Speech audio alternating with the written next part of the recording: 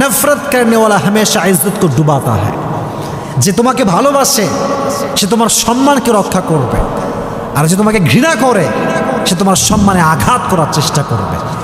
এজন্য যেই পুরুষ নারীর সতীত্ব নিয়ে ছিনিমিনি খেলে সে কি আসলে ভালো মানুষ না ধোঁকাবাজ?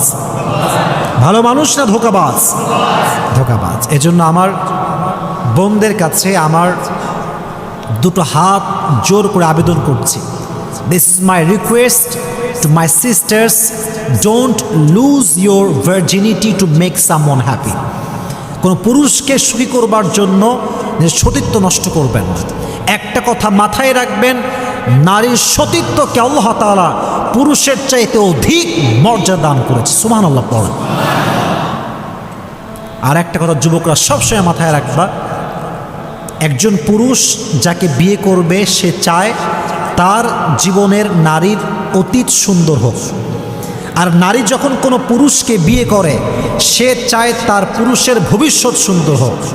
নারীর অতীত ভালো হওয়া এই জন্য জরুরি কারণ পুরুষের কাছে নারীর সতীত্ব সবচেয়ে দামি জিনিস, ঠিক কিনা বল?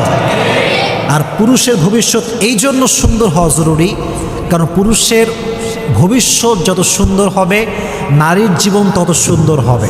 পুরুষের ভবিষ্যৎ যত সুন্দর হবে নারীর সন্তানের ভবিষ্যৎ তত বেশি সুন্দর হবে। কারণ পুরো অর্থনৈতিক ব্যবস্থা এটা কি নারী মেইনটেন করে না পুরুষ মেইনটেন করে?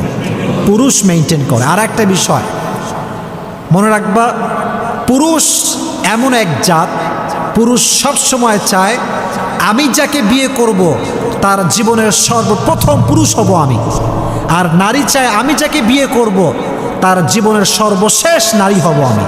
এর কারণ নারীর সতীত্ব অনেক বেশি দামি।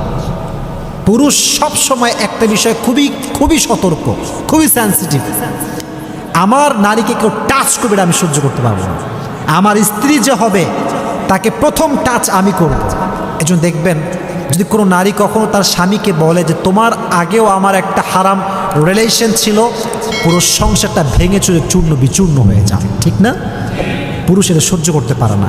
এজন্য বোনেরা আমার, কখনো কোনো পুরুষের পাল্লায় পড়ে বোকামি করে সতীত্বকে বিলীন করা যাবে।